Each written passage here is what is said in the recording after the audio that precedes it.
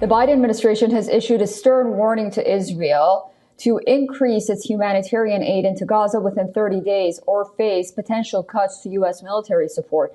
Our next story explains how this ultimatum comes just as Washington prepares to send Israel its advanced THAAD missile defense system, along with 100 U.S. troops to operate it. Take a look. Israel continues to pound Gaza. The bombardment over the last 1 year has completely devastated the enclave. Israeli troops continue their assault in a bid to eliminate Hamas. But it is Gazans who are enduring unimaginable horror. Now, in a dramatic escalation of diplomatic pressure, the Biden administration has delivered a stark ultimatum to Israel: boost humanitarian aid to Gaza within 30 days, or face potential cuts to crucial U.S. military support. What we have seen over the past few months is that the level of humanitarian assistance has not been sustained. In fact, it has fallen by over 50% from where it was at its peak. So, Israel has been cautioned that its access to U.S. foreign military financing depends on allowing at least 358 trucks into Gaza daily, a move aimed at alleviating the worsening humanitarian crisis. The White House insists this 30-day deadline is not linked to the upcoming U.S. presidential election, but rather a response to escalating civilian casualties and deteriorating conditions in Gaza. Various aid agencies have also shared the same sentiment. Paradoxically, even as it issues this warning, the U.S. is deploying its most advanced anti-missile defense system, the THAAD, in Israel. 100 American troops are in Israel to operate it.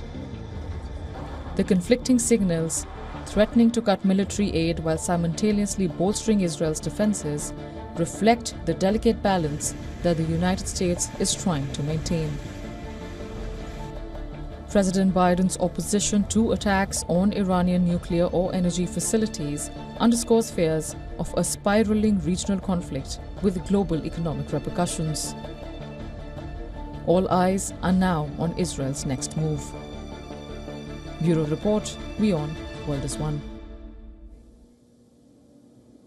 All right, for more on this, we are now being joined by Ron Alito, former U.S. military officer and former intelligence and operations officer at the Pentagon. Thank you so much for joining us on WION once again. So on the one hand, the United States has sent its 100 soldiers to operate THAAD in Israel, while it's also warning that if Prime Minister Netanyahu does not boost humanitarian aid to Gaza, he risks losing military assistance and weapons as well. Some are wondering, is this duplicity? Yeah, hello. I don't think it's duplicity. It's basically the United States needs to make sure that Israel accomplish some humanitarian goals, that Israel do some humanitarian assistance, but that goes against Israel policies. The Israel policy, the doctrine, military doctrine, is mass punishment, mass destruction of civilian infrastructure, and prevent humanitarian aid to come to the areas in war.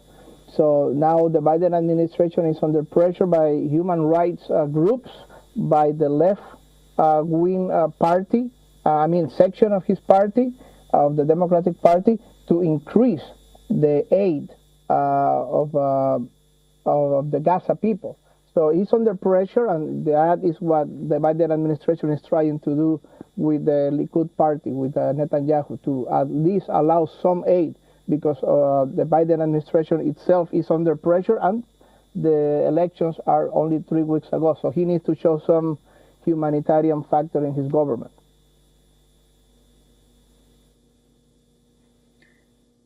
And despite the United States repeatedly urging Israel against targeting Iran's nuclear facilities and programs, the Netanyahu government says that it will do what suits its national interests, understandably. But how much leverage does Washington have over Tel Aviv ultimately?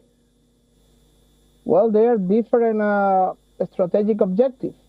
The strategic objective of Israel is basically mass destruction. They want mass destruction of all its enemies, and they consider, especially the Likud party when in power right now, like now, they consider that Iran is the main threat to their security.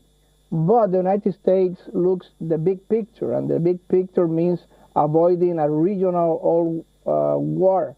They want to prevent the oil prices to spike in a great quantity, especially when we are just a few weeks from the elections. They don't want to inspire a worldwide terrorism wave, etc., etc. So that's why the United States is asking restraint into Israel. But again, Israel have very little regard for that. They only care about their national security. They only care about their short-term and long-term interests as a country. The United States look at the big picture, and that's the main difference. All right. Well, those are very valid points. I'm so glad you brought up the issue of oil prices. Thank you so much, Ron Alito, for joining us on WION. I look forward to speaking to you again very soon. Thank you. For all the latest news, download the WION app and subscribe to our YouTube channel.